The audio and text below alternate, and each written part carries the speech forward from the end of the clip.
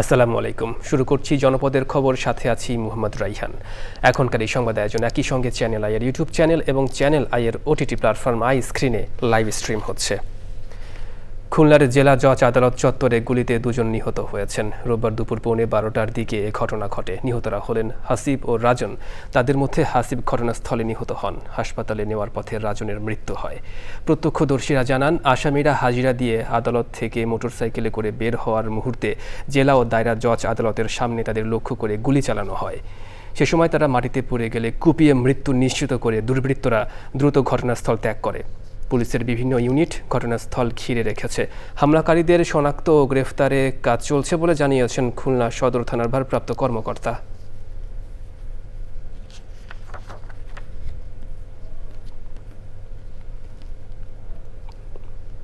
ঘটনা শোনার সাথে সাথে আমরা এখানে উপস্থিত হই। উপস্থিত হওয়ার পরে ক্রাইম সিন আমরা অলরেডি কর্ডন করেছি এবং পরবর্তীতে আমরা এখানে চেষ্টা করছি যাতে যে তথ্য উপাত্ত আমরা পাই এবং এখানে আশেপাশে কোনো সিসিটিভি ফুটেজ আছে কি না সেগুলো যাচাই বাছাই করে ঘটনা কি সেটা উদ্ঘাটনের আমরা চেষ্টা করছি। পরবর্তীতে তদন্ত সম্পন্ন হলে আপনাদেরকে বিস্তারিত জানানো হবে।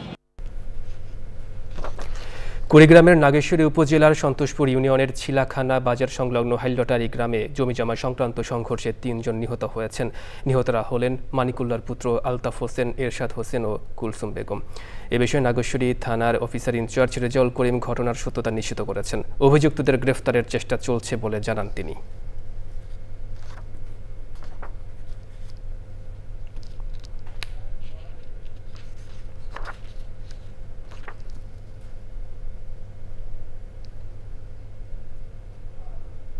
দর্শক, এবার ভোটের হাওয়া।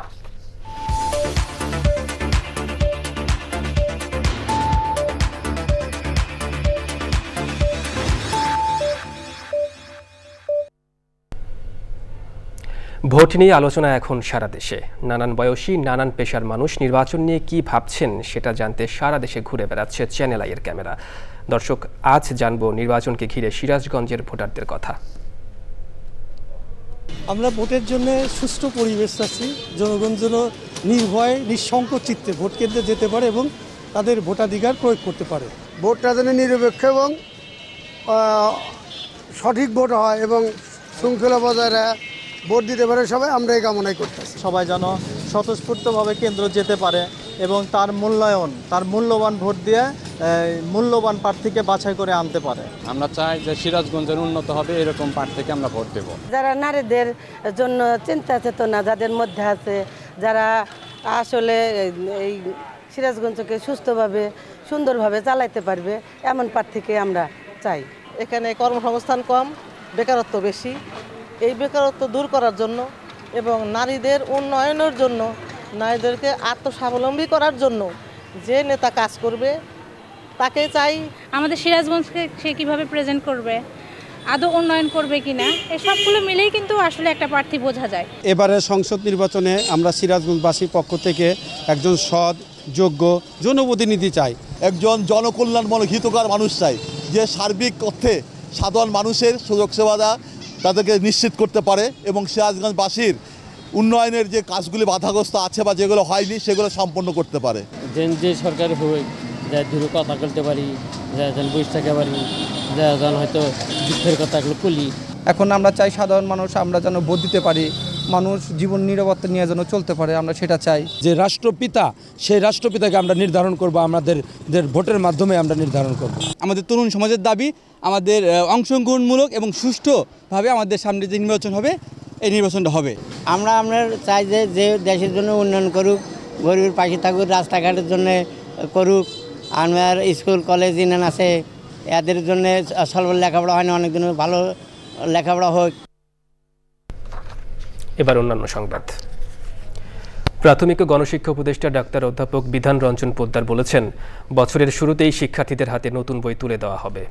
ভোলায় প্রাথমিক বিদ্যালয়ের অবকাঠামো ও শিক্ষার গুণগত মান উন্নয়নে অংশীজনদের নিয়ে মতবিনিময় সভা শেষে তিনি আরও বলেন, হাওর, চর ও পাহাড়ে বসবাসরত শিক্ষা কর্মকর্তা ও প্রাথমিক বিদ্যালয়ের শিক্ষকদের বিশেষ ভাতা দেওয়া হবে।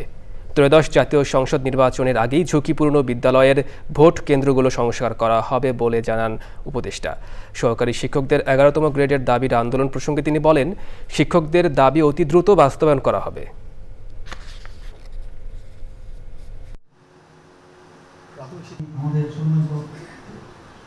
এবার আমি নিশ্চয়তা সহকারে বলতে পারি অবশ্যই সব বই পাবেন, কারণ এখনই জেলা পর্যায়ে বেশিরভাগ বই চলে এসেছে, ফলে অবশ্যই জানুয়ারির শুরুতেই সব বই পেয়ে যাবেন। নানান কর্মসূচির মধ্য দিয়ে গাজীপুরে আইনজীবী সমিতির হলরুমে 2005 সালে জেএমবির আত্মঘাতী বোমা হামলার 20তম দিবস পালন করেছে জেলা আইনজীবী সমিতি। দিবসটি উপলক্ষে সকালে সমিতি ভবন প্রাঙ্গণে স্মৃতিস্তম্ভ স্মৃতি শিখা অনির্বাণে শ্রদ্ধা নিবেদন করা হয়। পরে নিহত আইনজীবীদের স্মরণে ও আহত আইনজীবীদের সুস্থতা কামনায় শোকসভা, মিলাদ মাহফিল ও দোয়ার আয়োজন করা হয়। জেলা আইনজীবী সমিতির সভাপতি মোহাম্মদ শামসুল হক ভূঁইয়ার সভাপতিত্বে শোক র্যালি জেলা আইনজীবী সমিতি থেকে বের হয়ে শহরের বিভিন্ন সড়ক প্রদক্ষিণ করে। দিনটি উপলক্ষে কালো পতাকা উত্তোলন ও কালো ব্যাচ ধারণ করেন আইনজীবীরা। 2005 সালের 29শে নভেম্বর গাজীপুর জেলা আইনজীবী সমিতির 2 নম্বর হলরুমে জেএমবির আত্মঘাতী বোমা হামলায় 5 জন আইনজীবী সহ 10 জন নিহত ও 50 জনের বেশি আহত হয়। বিএনপি চেয়ারপারসন সাবেক প্রধানমন্ত্রী বেগম জিয়ার রোগমুক্তি কামনায় সারা দেশে দোয়া মাহফিল করেছে বিএনপি ও অঙ্গ সংগঠনের নেতাকর্মীরা। প্রতিনিধিদের পাঠানো তথ্য ভিডিও চিত্রে আলমুকসিদের report. BNP chairperson Begum Khaleda জিয়ার সুস্থতা কামনা করে রংপুরে দোয়া মাহফিল হয়েছে। মহানগর বিএনপির সদস্য সচিব অ্যাডভোকেট মাহফুজ উন নবী ডনের উদ্যোগে পাবলিক লাইব্রেরি মাঠে দোয়া মাহফিলে উপস্থিত ছিলেন সিনিয়র যুগ্ম আহ্বায়ক শহীদুল ইসলাম মিজু ও অন্যরা। রাজশাহীতে খালেদা জিয়ার রোগ মুক্তি কামনা করে দোয়া মাহফিল করেছে বিএনপির নেতাকর্মীরা। প্রধান অতিথি ছিলেন রুহুল কুদ্দুস তালুকদার দুলু। নোয়াখালী প্রেস ক্লাবে বেগম খালেদা জিয়ার রোগ মুক্তি কামনায় দোয়া ও মোনাজাতের আয়োজন করে বিএনপি মনোনীত প্রার্থী মোহাম্মদ শাহজাহান। এর আগে নির্বাচনী এলাকার উন্নয়ন পরিকল্পনা কথা তুলে ধরতে সাংবাদিকদের সাথে মতবিনিময় করেন তিনি। মানিকগঞ্জের দৌলতপুরে বিএনপির চেয়ারপারসন বেগম খালেদা জিয়ার রোগ মুক্তি কামনায় বিশেষ দোয়া ও মোনাজাত হয়েছে। বাগেরহাট সদরে বেলায়েত হোসেন ডিগ্রি কলেজ ক্যাম্পাসে দোয়া মাহফিল করেছে বিএনপি। প্রধান অতিথি ছিলেন সাবেক সংসদ সদস্য MAH সেলিম। বেগম খালেদা জিয়ার রোগ মুক্তি কামনা করে বিশেষ দোয়া হয়েছে জাহাঙ্গীরনগর বিশ্ববিদ্যালয়ে। এতে অংশ নেয় বিশ্ববিদ্যালয়ের উপাচার্য প্রফেসর ডক্টর কামরুল হাসান ও অন্যরা। আল মুকসিদ, চ্যানেল আই। এবারে সারা দেশের খবরাখবর নিয়ে প্রতিনিধিদের পাঠানো তথ্য ভিডিও চিত্রে রাজীব আহমেদের রিপোর্ট। শরীয়তপুর 1 আসনে বিএনপি মনোনীত প্রার্থী পরিবর্তন করে সাবেক এমপি সর্দার নাসির উদ্দিন কালুকে দলীয় প্রার্থী ঘোষণার দাবিতে মশাল মিছিল করেছে জেলা বিএনপির এক অংশ। কুড়িগ্রাম 1 আসনে বিএনপির মনোনয়ন পুনর্বিবেচনার দাবিতে মশাল মিছিল ও সমাবেশ করেছে মনোনয়ন প্রত্যাশী ডক্টর ইউনুসের কর্মী সমর্থকরা। গাজীপুরের কালিয়াকোরে দুর্বৃত্তদের নিক্ষেপ করা ককটেল বোমার বিস্ফোরণে সৃষ্ট আগুনে ক্ষতিগ্রস্ত গ্রামীণ ইন্ডাস্ট্রিয়াল পার্ক পরিদর্শন করেছেন গাজীপুর 1 আসনের মনোনয়ন প্রত্যাশী ডক্টর ব্যারিস্টার চৌধুরী ইশরাক আহমেদ সিদ্দিকী। চট্টগ্রাম কক্সবাজার মহাসড়ক 6 লেনে উন্নতিকরণের দাবিতে দক্ষিণ চট্টগ্রামের বিভিন্ন জংশনে ব্লকেট কর্মসূচি পালন করেছে চট্টগ্রাম কক্সবাজার মহাসড়ক উন্নয়ন নামে একটি সংগঠন। সাভারে ড্যাফোডিল ইন্টারন্যাশনাল ইউনিভার্সিটি আয়োজন করেছে ক্যারিয়ার প্ল্যাটফর্ম DIU জব উৎসব 2025।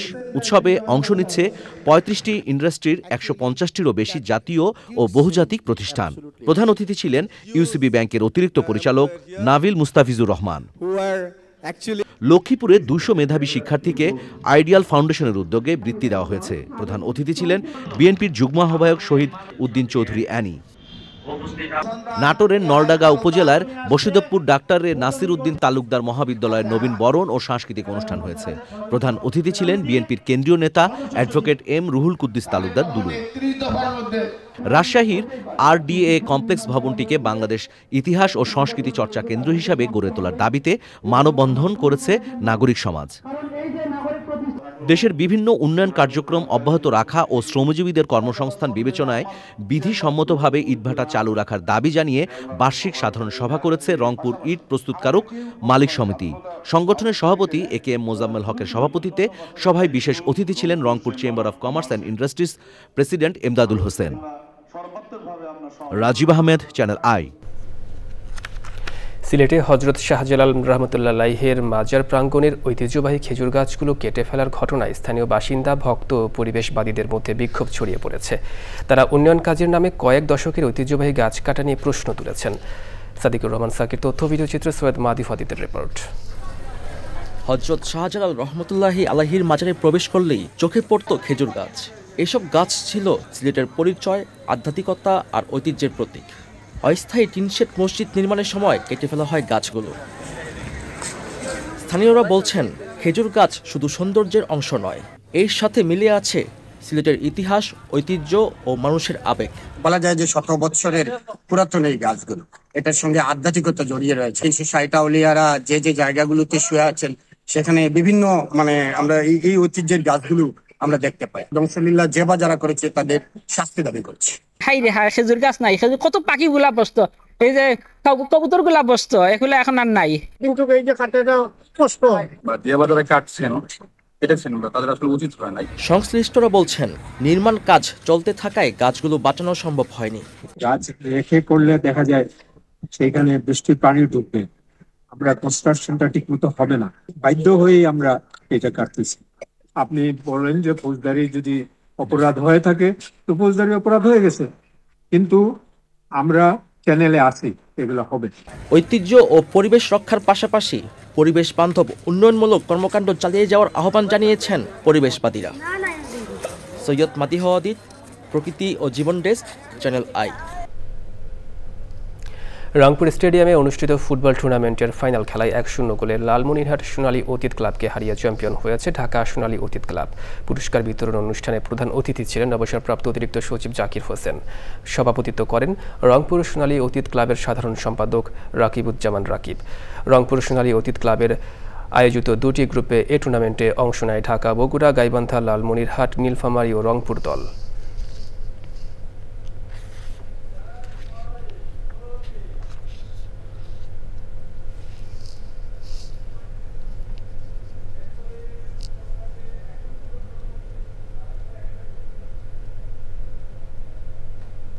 দর্শক, জনপদের খবর আজকের মতো এ পর্যন্তই। একটু পরে কৃষি সংবাদ দেখার আমন্ত্রণ জানিয়ে শেষ করছি। ধন্যবাদ সবাইকে।